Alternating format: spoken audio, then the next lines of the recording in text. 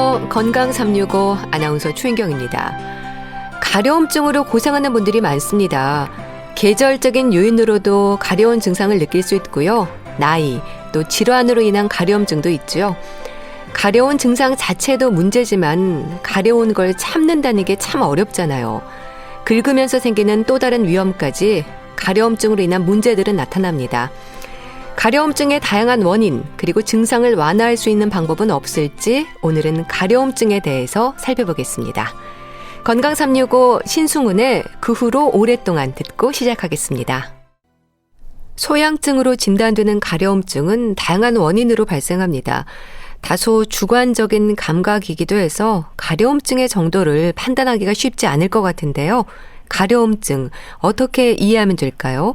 경희대 한방병원 황덕상 교수와 함께합니다. 교수님 안녕하세요. 네, 안녕하세요. 네, 교수님이 가려움증이 흔하죠? 네, 아무래도 이제 특히 요즘 겨울과 같이 건조한 날씨, 이제 건조한 계절이 되면은 특히 이런 가려움증을 좀 심하게 호소하시는 경우들이 많은데요. 네.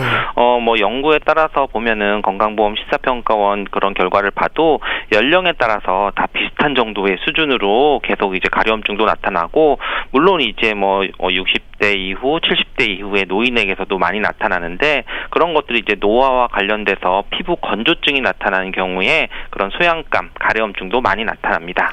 환자들의 표현이 중요할 것 같은데요. 주로 어떤 말씀들을 하세요? 기본적으로는 이제 뭐 가렵다는 얘기를 하는데, 가려울 때는 사실은 우리가 뭐에 벌레에 물렸다든지 아니면은 뭐 두드러기나 무슨 뭐 알레르기처럼 뭐가 팽진이 되거나 부풀어 오르든지 뭐 이런 것들이 돼야 되는데요. 네. 이렇게 소양감을 나오시는 분들은 특히 이제 그러한 것들이 없이 주로 이제 건조하게 되고, 또는 피부에 이제 하얀 각질이 일어나고, 또는 이제 따로 물린 것도 아닌데 밤이 되면은 뭐 이제 가려운 증상이 더 심해지는 그런 증상들이 있게 되는데요. 이럴 때에는 이제 이런 가려움증의 원인 질환들과 정확하게 진단하기 위해서 좀 자세히 좀 가려운 부분들도 보고, 어느 부위가 가려운지, 전신적인 건지 아니면 국소적인 건지, 네. 만약에 뭐 국소적이라고 하면은 뭔가 물리거나 상처가 났다든지 아니면 어떤 뭐 빨갛게 됐다든지 뭐 피부가 갈라졌다든지 또는 뭐 두드러기나 뭐 색소 침착이 있는지 이런 것들도 좀 봐야지 되는 거고요. 그리고 또 전신적으로 나타났을 때는 기본적으로 먹고 있는 거나 다른 이제 증상들이 나타나는 것들을 비교를 하셔야지 정확한 그런 원인들에 필요한 검사들이 진행할 수 있기 때문에 이런 소양증을 호소하시는 분들의 그런 증상들, 표현들 이런 것들은 큰 의미가 있고 자세히 물어봐야 됩니다. 네.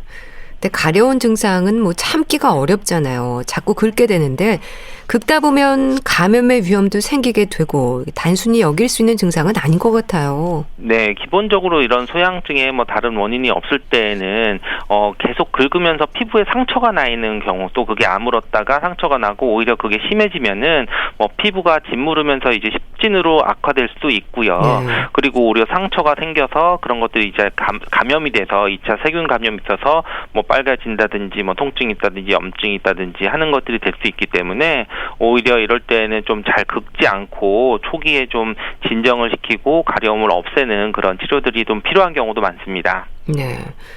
원인이 무척 다양하다고 들었습니다.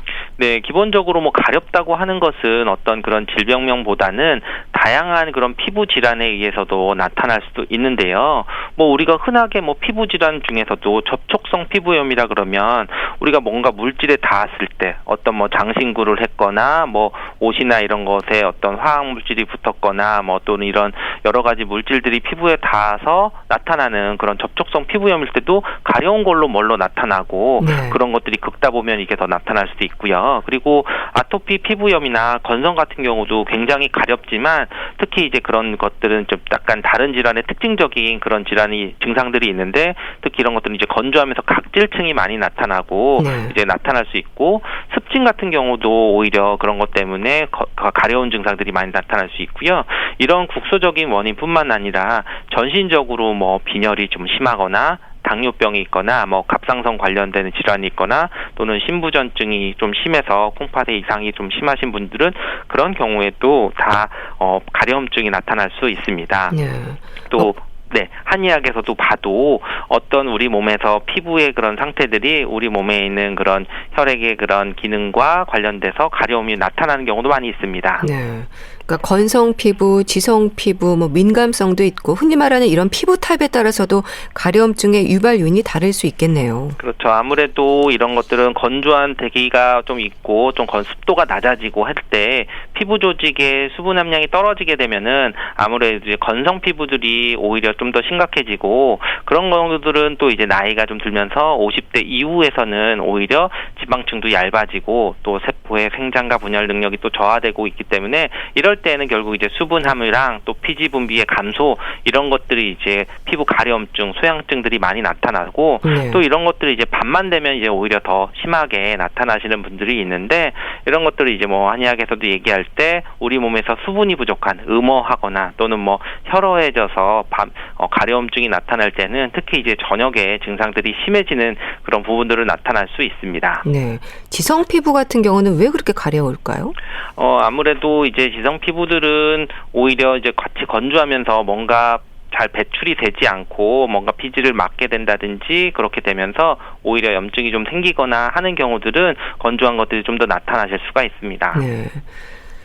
그 나이 들수록 건조함이 심해지고 가려움증도 심해진다는 말을 하는데 나이와는 어떤 연관이 있을까요? 아무래도 이제 다른 질환이 있거나 하는 경우에는 뭐 젊은 나이에서도 이런 피부 가려움증이 나타날 수도 있지만 뭐 아토피나 뭐 건선이나 이런 피부 질환이 아닌데에도 오히려 그런 가려움만 있는 경우들은 나이가 점점 들수록 더 심해지시는데요. 보통 이제 나이가 들수록 우리 몸에서는 피부 두께도 얇아지고 분명히 이제 외 분비선이 감소를 하거든요. 결국은 이제 그렇기 때문에 피부도 훨씬 더 잘 건조해지고 그렇기 때문에 피부 염증이 생길 수도 있고 그리고 연세가 드시면서 점차 그런 대사 질환들 당뇨병이라든지 또는 뭐 피부에 빈혈 증상이 심해지거나 아니면 또 복용하고 있는 약물에 따라서는 또 그런 약물에 따라서 의해서 피부 소양증이 더 오시는 분들이 많이 있습니다. 네. 그럼 연세가 드신 분들 중에 이렇게 가려움증을 호소하시는 분들도 많으신가요? 네, 아무래도 특히 이제 다른 피부 질환이 없으신데 나이가 들면서 이제 피부가 건조해지고 각질도 많이 생기게 되면서 오히려 저녁만 되면은 뭐 이게 피부가 좀 가려우신다고 하는데 뭐 우리가 그냥 생각해봐도 효자손이라고 해서 등 긁는 게 있잖아요.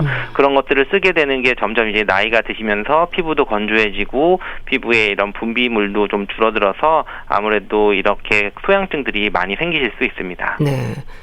또 두드러기와 같은 질병으로도 가려움증은 증상일 수도 있는 거고요. 아토피, 피부염이라든지 질환으로 인한 위험도 크지 않을까 싶어요. 네, 우리가 뭐 가려움증 했을 때 처음에 오셨을 때는 분명히 이러한 피부 질환, 국소 질환들을 감별하는 것들이 꼭 필요하고요. 그래서 가려운 증상들을 어느 부위가 그런지도 확인하셔야 되는데 두드러기 같은 경우는 특징적으로 이제 가렵기도 하면서 뭐 자결감도 있으면서 약간 혈관 부종이라 그래서 이제 부풀어 오르는 그런 증상들을 좀 볼 수가 있습니다.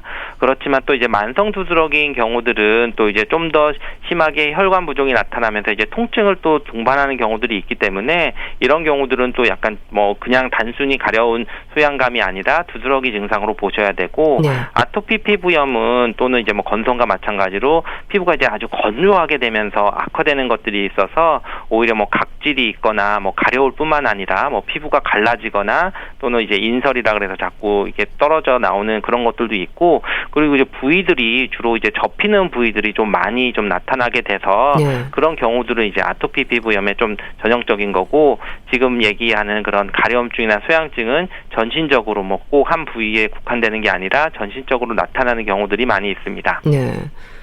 또 콩팥 기능의 이상이라든지 갑상선 질환, 당뇨병으로도 가려움증이 생길 수 있다고 하던데 그렇습니까? 네. 특히 이제 이러한 당뇨병, 뭐 신장병 또는 빈혈 또는 갑상선 질환들이 심하면은 이제 가려움증이 주로 많이 나타나게 되는데요. 뭐 당뇨 환자들이 주로 이제 뭐 말초신경 변증이라고 해서 결국은 이제 혈당이 좀 잘 조절이 안 되시는 분들, 혈당이 좀 고혈당이 오래 지속이 되는 분들은 오히려 이제 피부에 탈수가 돼서 피부도 건조해지고 가려운 증상들도 많이 있고 오히려 또 이제 말초에 이제 신경이 잘 합병증처럼 전신적으로 가려움증이 나타나실 수도 있다고 하고요. 이럴 때는 단순히 뭐 피부 쪽에 관리를 하는 것뿐만 아니라 네. 꼭 혈당 조절이 중요한 거 된 거고요. 그리고 이제 콩팥병이 있어서 신장 질환이 있으셔서 오히려 뭐 투석을 하셔야 되거나 뭐 신부전이 오시거나 할 때에는 오히려 그걸로 인해서 이제 전신 가려운 증상들이 많이 오게 되고 또는 이제 갑성성 기능 항진증이 있어도 피부의 혈류량이 증가해서 오히려 이제 피부의 온도들이 올라가고 자꾸 네. 위로 열이 나서 오히려 가려움 증상들이 많이 나타날 수 있다고 합니다. 네. 그럼 그런 다양한 원인들에 따라서 가려움증의 정도라든지 증상도 다릅니까? 그렇죠. 아무래도 이제 그런 가려운 증상이 나타나는 어떤 부위들, 전신적이냐 또는 국소적이냐 또는 어떻게 나타나느냐에 다 관찰을 해보셔야 되는데요. 예. 그래서 이제 기본적으로 전신 가려움증이 오시면은 그 가려운 부위들을 봤을 때 1차성 어떤 피부 병변이 있느냐 이런 것들을 확인하고 뭐가 물려 있거나 뭐가 상처가 있거나 뭐가 나았거나 뭐가 두드러기처럼 올라왔다든지 홍반이 있다든지 이런 거를 확인하셔서 보통은 가려움증은 그런 것이 없이 그냥 긁은 자국 때문에 생기는 뭐 2차성 피부 병변만 관찰이 돼야 되는 거고요. 그리고 또 이제 넓은 부위가 됐을 때는 약간 대칭적으로 오게 되는 거죠. 예. 뭐 한쪽만 오게 되거나 그러는 것보다는 그리고 이제 서서히 발생해서 점차 진행하게 되는 게 뭐 수개월에서 수년 동안 지속이 될 수 있기 때문에 단기간에 뭐 어떤 내가 자고 일어났더니 갑자기 확 심해졌다 그러면은 그건 내가 뭐 음식을 잘못 먹었다든지 또는 뭐 다른 뭐 알레르기를 유발할 수 있는 그러한 뭐 접촉을 했다든지 이런 걸 수가 있게 되는 거고요. 그리고 또 이제 다른 전신적인 내부 질환의 임상적인 그런 것들이 같이 나타나는지도 항상 좀 확인을 하셔야 되는데 네. 이럴 때는 뭐 전신 질환의 그런 심한 정도와 가려움증의 정도는 또 비례하지 않는다고 얘기를 하거든요. 예를 들면 뭐 당뇨증이 너무 심하다고 해서 내가 그 사람이 가려움이 더 심하다. 뭐 꼭 그렇지는 않고 그런 것들이 연관이 없을 수 있기 때문에 기본적으로 이런 가려움증에 대한 그런 증상이나 정도는 개별적인 차이들이 많이 있는 거고 다른 전신적인 그런 질환의 상태를 같이 종합적으로 좀 판단을 하셔야 됩니다. 예. 근데 참 벌레에 물려서 일시적으로 가려운 증상이 있어도 힘든데요. 이렇게 질환으로 인한 전신 가려움증은 얼마나 힘들까 싶습니다. 가려움증으로 인한 그 환자들의 고통 심한 경우도 많을 것 같은데 뭐라고 말씀들을 하시나요? 그렇죠. 정말 뭐 잠을 못 잘 정도로 이제 뭐 가렵다 뭐 이렇게 얘기를 하고 그리고 그러다 보면은 결국 잠을 못 자면은 숙면을 취하지 못하고 전체적인 컨디션도 많이 떨어져서 일상생활이 좀 힘들어 하시는 분들도 있게 되는 거고요. 굉장히 컨디션이 좀 나쁘게 되는 거고 더구나 이제 심하게 또 이제 잠결에 긁었다가 뭐 상처가 나서 2차적인 감염이 되면은 그걸로 인해서 뭐 외형적으로 보거나 또는 실질적으로 본인도 느끼는 것이 힘들기 때문에 어떻게 보면 굉장히 좀 힘들어 하시는 분들이 있고 오히려 뭐 약을 발라도 뭐 잘 안 되는 경우들도 있기 때문에 좀 더 많이 힘들어 하시는 분도 계십니다. 네. 그렇게 주로 밤에 더 가렵다는 말을 하는데 이유가 있을까요? 기본적인 증상들이 밤에 되면 우리 한의학에서도 보면은 혈어하면은 모든 증상들이 좀 더 밤에 심해진다고 하는데 우리 몸에서는 기본적으로 밤에 그런 대사나 수분이나 이런 것들이 좀 쌓아지고 촉촉해져야 되는데 그런 것들이 좀 원활해지지 않을 때에는 오히려 밤에 좀 상처들이 더 건조해지면서 좀 나타나시게 되는 것 같습니다. 네. 그런 가려움증 때문에 숙면을 취하기 어려운 점이 또 문제가 될 수 있는 거군요. 그렇죠. 기본적으로 가려운 것들이 뭐 낮에는 또 다른 일을 하거나 뭐 활동을 하거나 업무를 하게 되면은 또 이제 의식을 못 하고 그냥 또 잘 지나갈 수 있는데 오히려 이제 잠을 들게 되거나 또 이제 오히려 그러면 피부에 또 집중을 하게 되고 그런 것 때문에 계속 너무 또 예민해지거나 하는 부분도 겪을 수 있습니다. 네. 이 한의학에서는 가려움증에 대한 치료를 어떻게 하나요? 원인에 따라서 다르겠죠? 그렇죠. 물론 이제 국소적이냐 전신적이냐 이런 질환들은 감별을 하고 그런 것들이 없이 어떤 전신적으로 이제 나타날 때에는 결국 우리가 가렵다고 하는 것은 피부와 관련되는 기능들, 피부와 관련되는 촉촉하게 해주는 것은 혈과 관련되는데요. 바로 이 혈의 허하거나 피부에 어떤 영양 공급을 해주는 그런 상태들이 솟해 있는 혈어해지는 상태들이 있을 때는 오히려 보혈시켜주는 그런 약들을 써야 소양증이 좀 줄어들 수 있고요. 특히 이제 노인성으로 나타나는 그런 가려움증 이럴 때는 꼭 보혈시켜주는 약이 좀 더 들어가야 되고, 좀 뭐 여성과 관련돼서 뭐 생리대가 되거나 또는 뭐 이렇게 피를 좀 흘린 다음에 오히려 이런 증상들이 나타날 때는 보혈시켜주는 약들이 꼭 들어가야 되는 거고요. 그리고 또 오히려 뭐 피부색도 좀 어둡고 뭐 광택도 떨어지고 하면은 오히려 혈액순환 장애의 문제, 우리가 뭐 어혈이 있다, 뭐 혈액순환이 잘 안 된다 할 때는 또 어혈을 또 없애주는 그런 약을 써야 되는 경우들이 있고요. 또 우리가 스트레스를 많이 받거나 화를 많이 내거나 또는 이제 뭐 젊은 사람들이 수면 부족을 해서 우리 몸에서 어떻게 보면은 일종의 염증 반응이라 할까요? 열이 많이 쌓여 있는 그런 상태는 혈열이라고 해서 이런 혈을 좀 차갑게 식혀주는 그런 시원한 약들을 써줘야 오히려 소양증도 없어지고 피부도 좋아질 수 있기 때문에 결국은 이제 단순하게 피부만 집중하는 것보다는 기본적인 내 몸에서 혈의 그런 상태들, 수분의 상태들을 조절을 해주는 것이 한의학에서 기본적으로 이런 소양증을 치료하는 원칙이 됩니다. 근데 나이 들면서 각질이 생기고 건조해지는 건 당연하다는 생각을 하는 분들도 있거든요. 그래서 또 기름진 음식을 먹어야 한다는 말도 하는데 연관이 있는 걸까요? 기본적으로 이제 음식에서는 오히려 또 한면에 생각할 때는 너무 몸에 열이 쌓이는 음식들은 좋지 않습니다. 결국 뭐 가공식품을 먹는다든지 또 너무 기름진 음식을 먹었을 때에는 그것으로 인해서 뭐 기저질환들, 뭐 다른 질환들이 악화될 수도 있고 또 염증이 심해질 수도 있기 때문에 뭐 굳이 그렇게 너무 기름진 거를 먹는 것보다는 오히려 내 몸에 이제 수분이 잘 생성이 될 수 있고 골고루 된 그런 음식, 소화가 잘 되는 음식들을 섭취하는 것이 더 좋습니다. 네. 그럼 구체적으로 식품이나 음식 같은 경우 어떤 게 좋을까요? 기본적으로 어떤 기본적인 음식은 열이 쌓여 있는 것들을 좀 개선할 수 있는 너무 매운 음식이나 이런 것들은 좀 피해야 되고요. 그리고 당뇨 환자들이 있으면은 오히려 더 피부 가려움증이 더 심해질 수 있기 때문에 너무 단 음식이나 뭐 식품 첨가물이나 이런 것들이 많이 들어가 있는 음식은 좀 피하시고 오히려 우리가 평소에 좀 잘 안 먹게 되는 약간 그런 쓴맛이 나는 그런 나물 종류들이 오히려 나물 종류요? 그렇죠. 그게 고미가 들어가 있는 게 어떻게 보면 우리 몸에 있는 열은 꺼트려줄 수 있다고 얘기를 하거든요. 그러니까 이제 나물이나 이런 것들을 좀 먹는 것이 우리 몸을 좀 몸에 열도 좀 식혀주면서 염증도 좀 억제시켜줄 수 있는 그런 음식이 될 수 있기 때문에 이제 이러한 가려움증이 있을 때는 그런 음식이 좋습니다. 네. 일상에서도 가려움증을 유발하는 요인들이 있잖아요. 뭐 옷의 소재라든지 침구류도 그렇고요. 청소도 신경을 써야 될 것 같은데요. 그렇죠. 아무래도 우리가 뭐 흔하게 요즘에 뭐 진먼지, 진드기나 아토피 같은 경우는 뭐 진드기나 뭐 따로 알레르기가 있거나 할 때는 여러 가지 그런 원인이 될 수가 있기 때문에 기본적으로 이제 뭐 환기를 자주 시켜주신다든지 그리고 너무 직접적으로 이렇게 닿을 수 있는 피부 있을 때에는 될 수 있으면 뭐 소재들을 좀 부드럽거나 자극이 없는 소재에 있는 옷을 선택하시는 것도 좋고 만약에 이제 뭐 드라이클리닝이나 이런 어떤 화학물질을 이용해서 세탁을 한 옷들은 바로 입는다기보다 좀 이렇게 환기를 시켜서 어느 정도 그런 부분들을 좀 날릴 수 있는 그런 다음에 하시는 것들도 좋고 기본적으로 이제 그런 어떤 피부가 직접적으로 접촉하는 부분들의 그런 천이나 그런 것들을 선택하는 것들은 좀 주의를 하셔야 됩니다. 네. 스트레스와는 어떤 연관이 또 있을까요?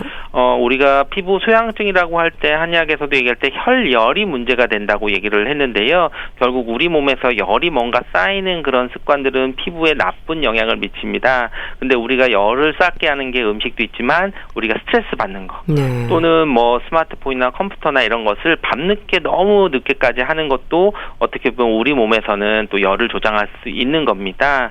결국은 내가 먹는 스트레스 또는 뭐 컴퓨터나 뭐 이제 핸드폰이나 어떤 이러한 스트레스들 또는 정신적인 스트레스들 뭐 이런 것들까지도 다 우리 몸에서 열을 유발을 하고 그런 것들 때문에 소양증은 좀 악화될 수 있습니다. 네, 그 스트레스를 받지 않도록 하셔야 되겠고요. 목욕 습관도 문제가 될 수 있지 않을까 싶기도 한데 가려움증이 심할 때 너무 뜨거운 물로 목욕하는 건 피해야 되지 않을까 싶어요. 그렇죠. 아무래도 우리가 뭐 체온이 올라가든 혈열이 있든 뭐 너무 뜨거우면은 또 가려움증이 심해질 수 있기 때문에 기본적으로 체온 정도의 미지근한 물이 좋은 거고요. 그리고 또 너무 이제 강력한 세정력, 가렵기 때문에 이제 뭐 세정력이 강력한 그런 세제를 이용해서 목욕을 하거나 또는 이제 떼수건으로 너무 이제 뭐 빡빡 길어서 피부가 또 얇아지게 하거나 또 이제 그런 것들은 좀 피하셔야 되고, 오히려 이제 너무 이제 장시간 사우나를 한다든지 땀을 많이 빼도 오히려 피부에 있는 체수분이 좀 날아갈 수 있기 때문에 너무 이제 극단적으로 이제 목욕 습관을 가지시는 것보다는 오히려 좀 미지근하면서 또는 부드러운 그런 세제를 쓰거나 또는 이제 너무 무리가 되지 않는 그런 적정한 그런 시간에 맞춰서 목욕을 하시는 게 좋고, 네. 그리고 이제 목욕하시고 나서 오히려 이제 그런 피부에 수분이 좀 묻어 있을 때 좀 보습제를 바로 잘 쓰시는 것도 굉장히 좋은 방법입니다. 네. 그러니까 보습제가 증상을 완화하는 데 도움이 되긴 한데 또 질환으로 인한 가려움증의 경우에는 보습제를 바른다고 해결되는 게 아닌 거죠. 그렇죠. 아무래도 보습제는 기본적으로 우리 몸에서 수분을 잘 유지를 해주고 각질층의 수분을 유지를 해서 덜 가렵게 해주는 것인데요. 이럴 때는 약간 물기가 있을 때 보습제를 좀 발라주는 게 좋고, 그렇지만 또 주의하셔야 되는 게 오히려 이제 질환에 따라서는 너무 두텁게 보습제가 있으면 오히려 피부 호흡을 또 방해를 해서 더 악화될 수가 있기 때문에 이렇게 뭐 하얗게 보일 정도로 발라서 두껍게 유지를 하는 것보다는 보습제는 항상 잘 펴서 발라줘서 충분히 이제 흡수가 되고 어느 정도 그런 보습 효과가 나타날 수 있게 하는 것이 좋습니다. 네. 너무 더운 환경도 가려운 증상을 심하게 할 것 같은데 어떨까요? 네, 아무래도 우리가 스트레스, 열, 혈열 또는 뭐 음식들 먹는 거 항상 우리 몸에서 수분을 유지하는 거는 열과 관련이 되기 때문에 너무 고온의 온도에서 또 건조하게 되는 것들을 유지하는 게 피하셔야 되고요. 그렇기 때문에 온도는 뭐 추운 겨울이라고 해도 너무 높은 온도를 유지를 하는 것보다는 오히려 이제 적정하게 뭐 20에서 25도 사이를 유지를 하시는 게 좋고, 그리고 또 항상 같이 생각하셔야 되는 게 이제 습도를 50% 이상 정도 유지를 하시는 게 좋기 때문에 뭐 필요하시면 뭐 가습기를 쓴다든지 아니면은 뭐 항상 빨래를 좀 널어서 항상 뭐 온도와 습도를 좀 균형을 좀 맞추시는 것이 좋습니다. 네. 긁을수록 더 가렵다고 하지만 참기가 어렵잖아요. 이럴 때 도움이 되는 방법 없을까요?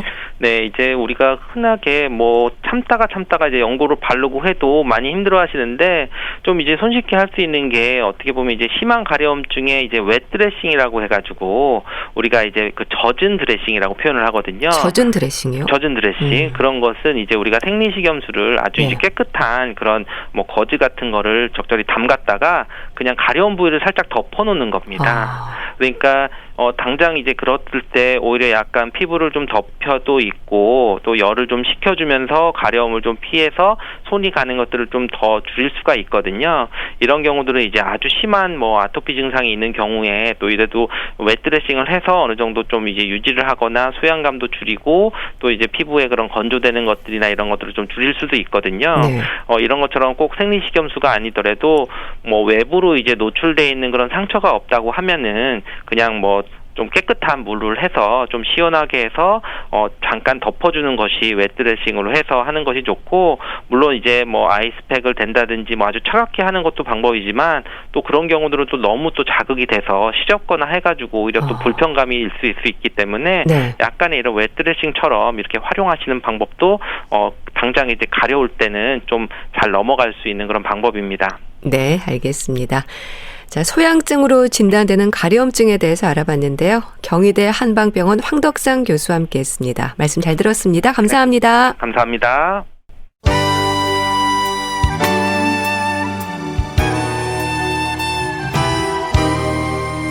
신효범의 난 널 사랑해 듣고 다시 오겠습니다.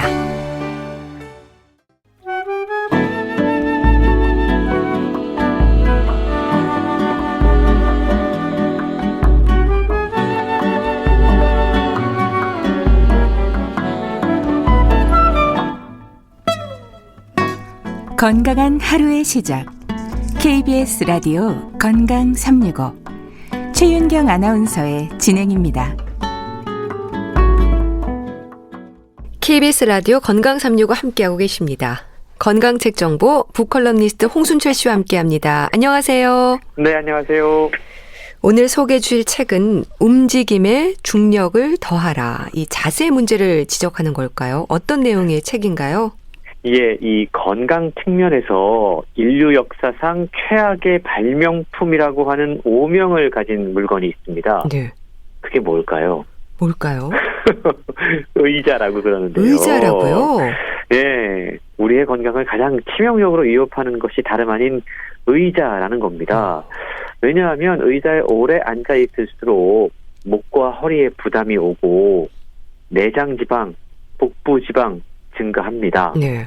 또 각종 통증 질환 및 질병 발병 위험이 증가하게 되는데요.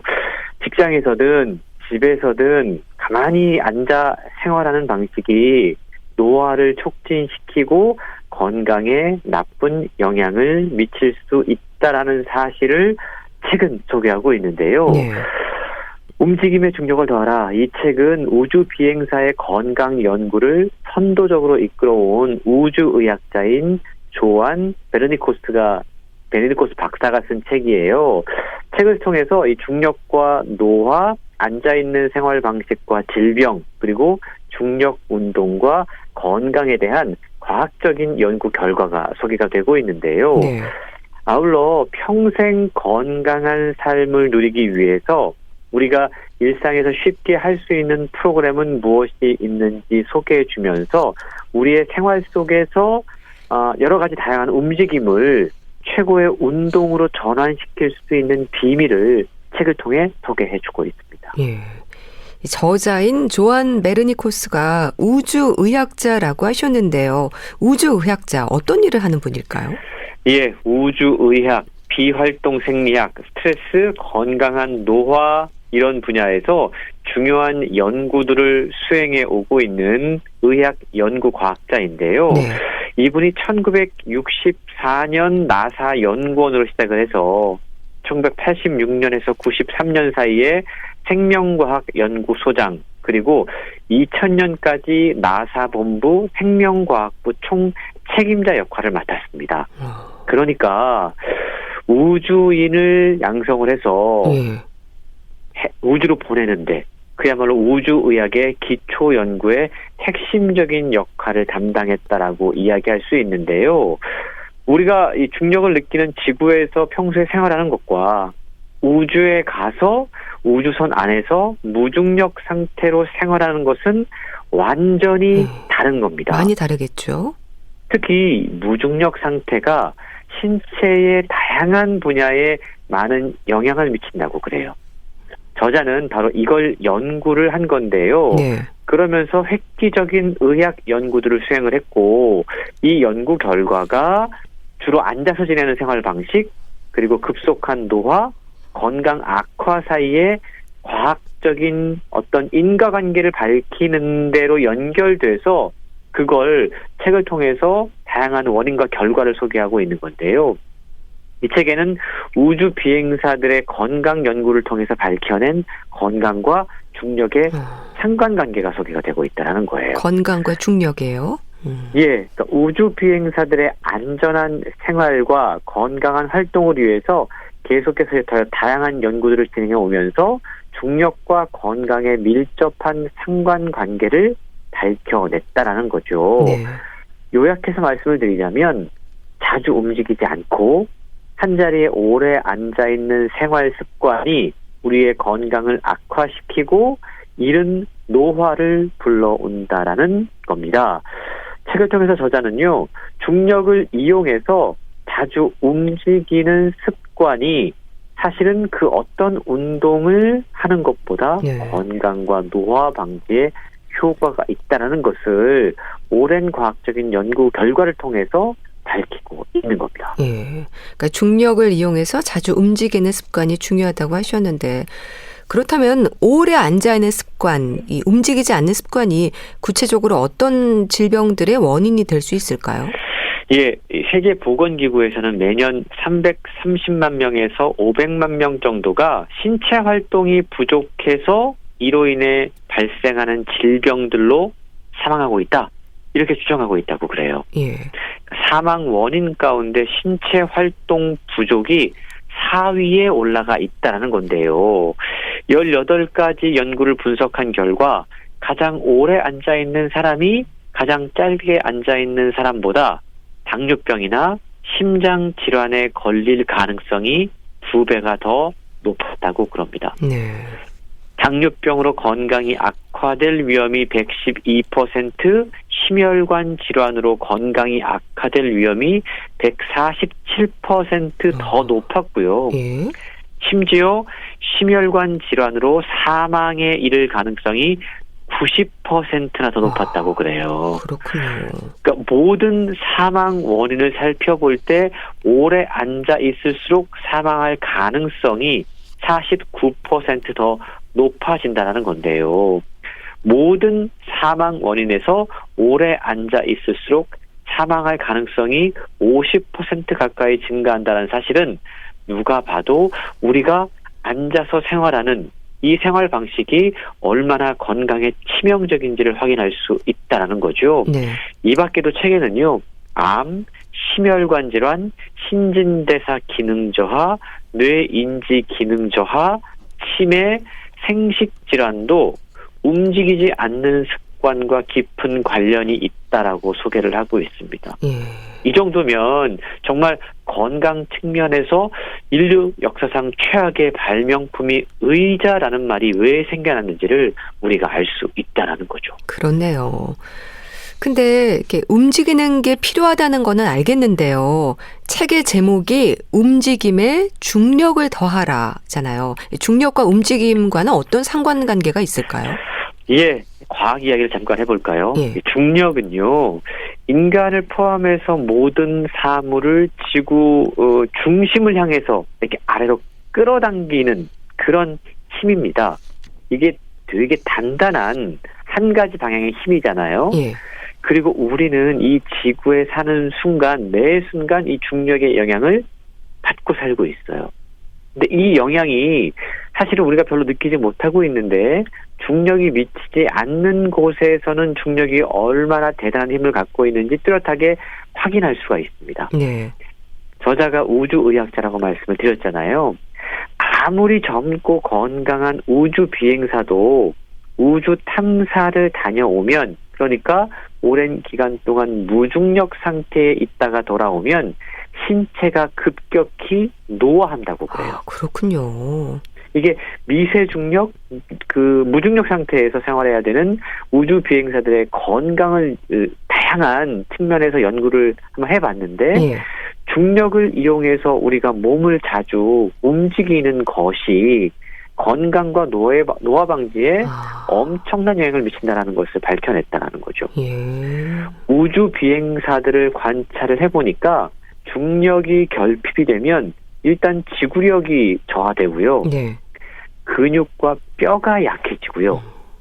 균형 감각과 조정력이 떨어지고, 그리고 허리와 엉덩이 부위에 통증이 발생하게 되고, 예. 밤에 소변을 자주 보게 돼서 수면 시간이 부족해지고, 혈압 조절 장애가 발생하고, 체내 면역력까지 떨어져서 감염병, 전염병에 쉽게 걸릴 수 있다라는 연구 결과가 책에 소개가 되고 있는데요. 예. 우리가 의자 생활을 한다라는 것, 사실은 우리 몸의 어떤 중력, 여기에 우리 몸을 역행하도록 만들고 있다는 측면에서 네. 사실 의자에 오래 앉아 있는 것이 건강에는 좋지 않다라는 것을 확인할 수 있는 겁니다. 네. 그러니까 중력을 이용해서 몸을 자주 움직여주는 게 건강과 노화 방지에 그렇게 큰 영향을 미치는 거군요. 이 중력을 이용한 움직임이 건강에 도움이 될 수 있다는 말로 들리는데 어떤 운동을 하면 될까요? 예, 보통 이제 이 정도까지 이야기하면 어떤 운동이 중력을 느끼는데 도움이 될까라는 생각을 하는데요. 네. 책은 운동하지 말라고 소개해요. 운동하지 말라고요? 네. 격렬한 운동하지 말아라. 예. 그보다는 일상생활에서의 우리가 하는 흔한 움직임이 건강에 더욱 도움이 된다. 예. 이런 조언을 하고 있는 건데요. 예를 들어서 우리가 하루에 2시간씩 엄청나게 피트니스 센터에서 격렬한 운동을 열심히 해요. 네.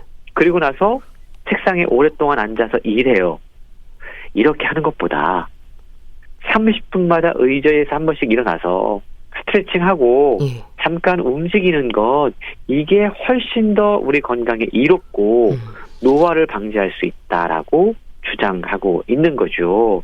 규칙적으로 격렬한 운동을 하더라도 만약에 2시간 이상 움직이지 않고 계속 앉아 있게 되면 이게 당뇨병, 비만, 심근경색, 뇌졸중 이런 것들이 발생할 위험률이 급격히 증가를 한다는 겁니다. 예.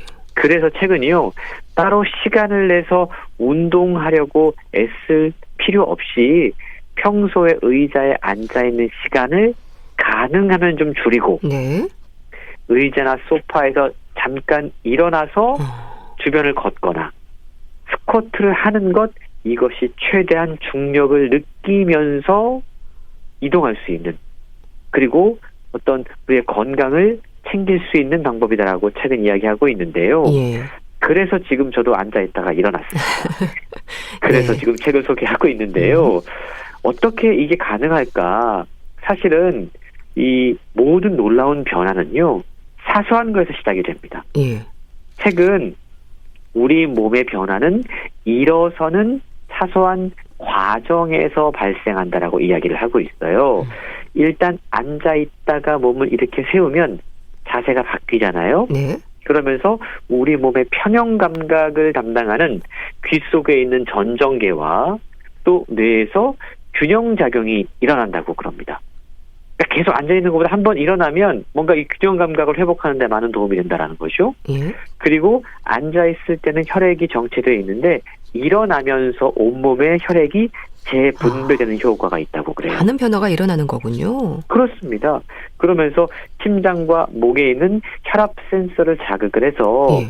우리가 일어서 있는 동안 뇌로 혈액이 공급되기 때문에 훨씬 더 뇌의 건강에도 많은 도움을 얻을 수 있다라는 거죠.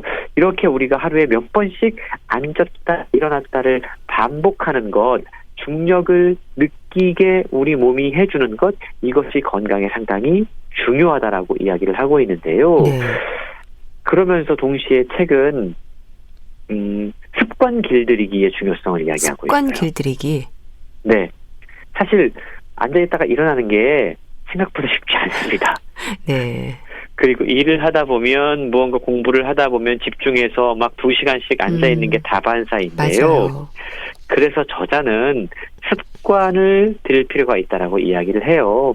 앉은 자리에서 처음에 어렵지만 시계 알람을 맞춰놓고 잠깐 일어나서 기지개를 켜고, 아니면 자주 물을 마시러 가는 습관도 좋다라고 이야기를 합니다. 자주 물을 마시러 가는 습관이요. 그렇죠.